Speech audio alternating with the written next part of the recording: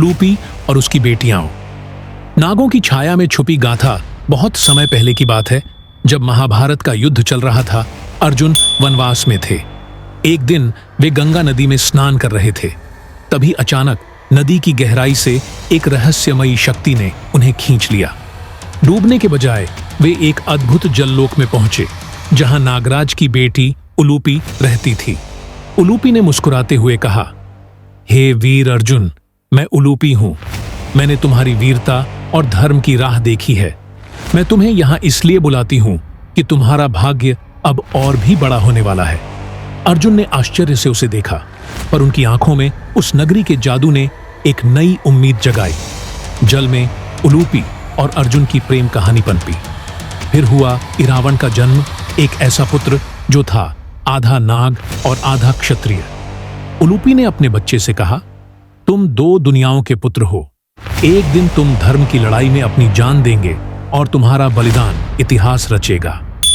इरावण बड़ा हुआ, बहादुर और धर्मनिष्ठ, लेकिन उलूपी की बेटियां, जो जंगलों और नदियों की छाया में छुपी थीं, उन्हें कम ही कोई जानता था। ये बेटियां थीं जादूगर और नागयुद्धा, जो किसी के सामने नहीं दिखती थीं। उलूपी ने अपनी बेटियों को सिखाया, पुरुषों की दुनिया तुम्हारी नहीं, पर जब धर्म संकट में होगा, तुम छाया से निकलकर युद्ध भूमि की रक्षा करोगी।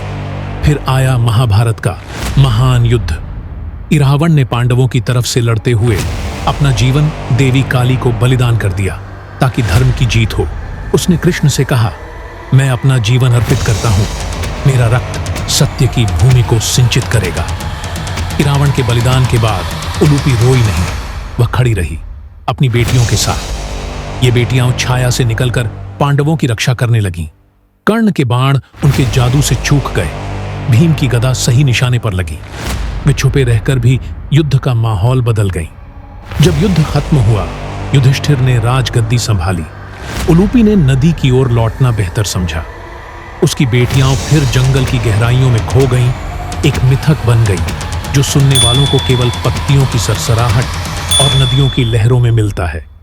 उनकी कहानी गुप्त रही, मगर उनकी बहादुरी और बलिदान हमेशा जीवित रहे, उन छायाओं में जो हमारे इतिहास के गुप्त किनारों पर खिलती हैं।